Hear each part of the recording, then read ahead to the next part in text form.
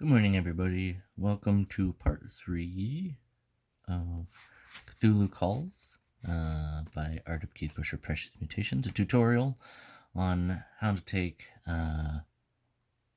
figurines and upcycle them into something a little more collectible if those sickly sweet pieces are not necessarily your type. Then that's what I'm here for. I'm here to make them a little more to our generation, to our style, to things that we would like to have around our house, as opposed to making our house look like our grandparents' house kind of thing. So, as I said before, this is part 3. We're using epoxy sculpt again, clay that I use exclusively by a company called Aves out of Wisconsin, AVES STUDIO, avesstudio.com, if you want to order some and play along. If you are interested, I might be having a little contest in a little bit about giving away some of that stuff. I'll send you some of this stuff so you can play along with us. So you remember our piece here? This is our little guy here, and he's praying before the window. And I decided, as I mentioned before, that I want to do like a little Cthulhu thing with tentacles coming out and fingers, like he's come here to pray, but he's chosen the wrong portal. He's chosen the portal to another dimension. So in the previous ones, we talked about that in the window, we wanted to create some depth because it's really hard to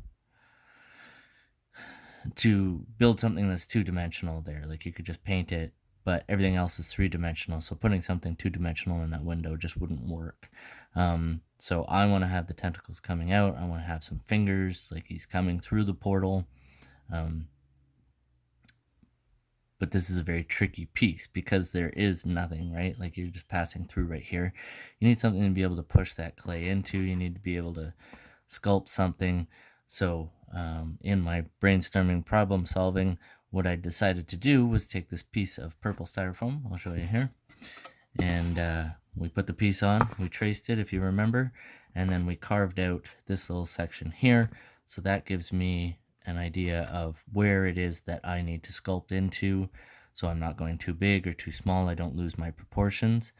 What I'm going to do is I'm going to sculpt anything that's back of the window, and then we're going to find a way to attach it to the back of this piece, so then we can add on the fingers and the tentacles coming out. Okay, so it's a multi-step process. So here we are. This is our purple piece, as you see. Don't worry about it having to be super clean or anything like that, because this purple piece is not staying. Essentially, once we've finished our sculpting and got what we want out of this, we can just break it off and dust off all the purple stuff from the back of it. We're going to cover the back with a piece of clay anyway, so it doesn't matter if it has a texture to it or anything like that, because nobody's going to see those parts. So you can spend the time cleaning it. This sands really easily, but it makes a lot of dust. Wear a dust mask, but we don't need it to be super clean. So I'm going to take this piece here and I'm going to put it here, and this is just so that I know.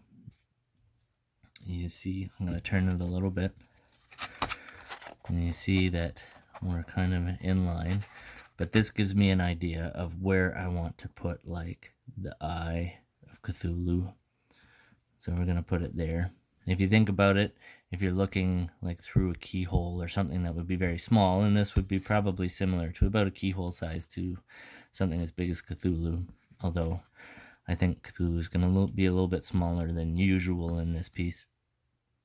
You're not going to look at the keyhole straight on with your face because your nose gets smashed up against the doorknob or whatever.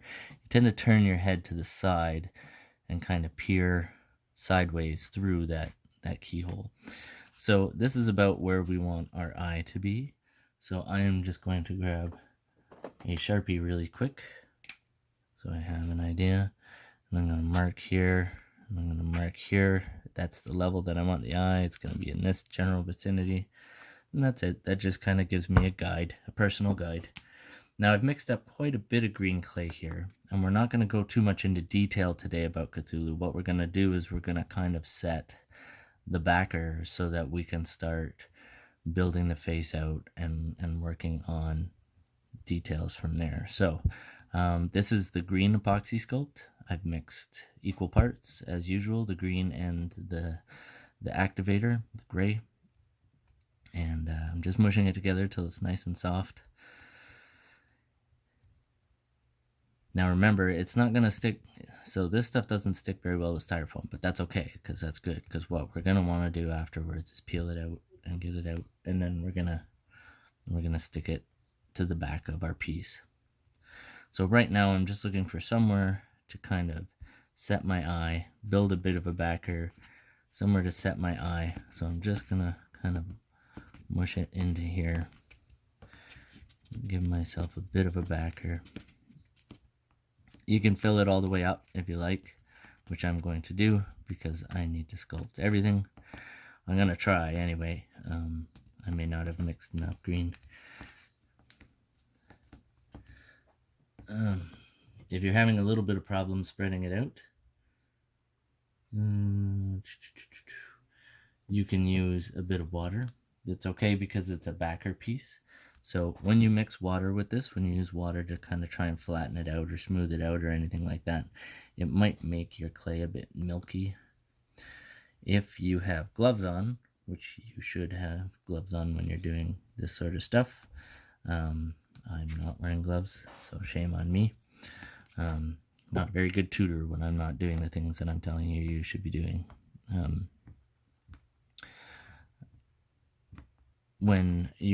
If you have gloves on, if you have the nylon gloves on, the rubber gloves like your doctor, you can use a safety solvent, and that will also smooth this out. But what it won't do is make it milky like this stuff is making it milky, like water makes it milky.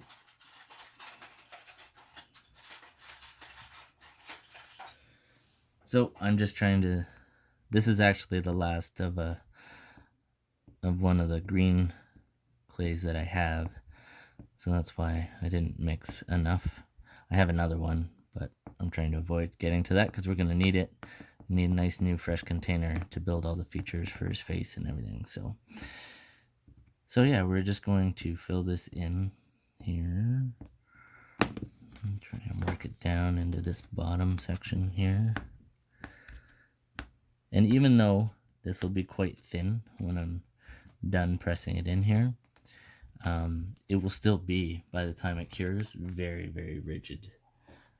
This stuff dries super hard.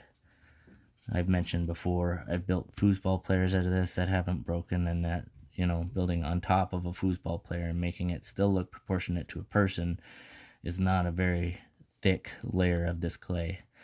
But even as building them, I've dropped them like from a standing height and that sort of thing onto my concrete floor, and they haven't broken. So, okay.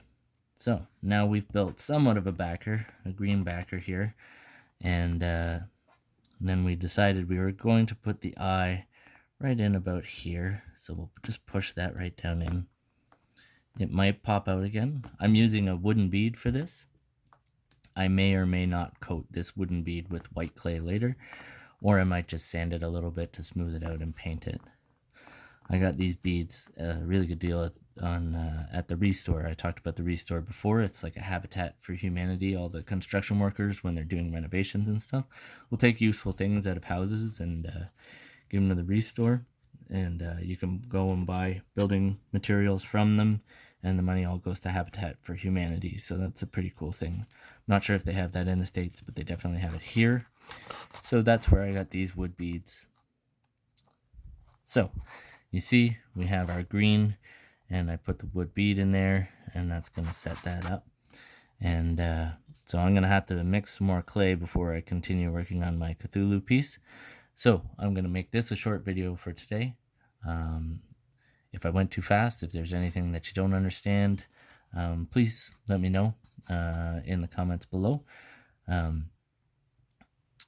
If I'm not going fast enough, please tell me in the comments below. Don't forget to like and subscribe and share. We're trying to build our channel. We're trying to get out there and help crafters and upcyclers kind of develop their craft. You don't have to listen to everything I say.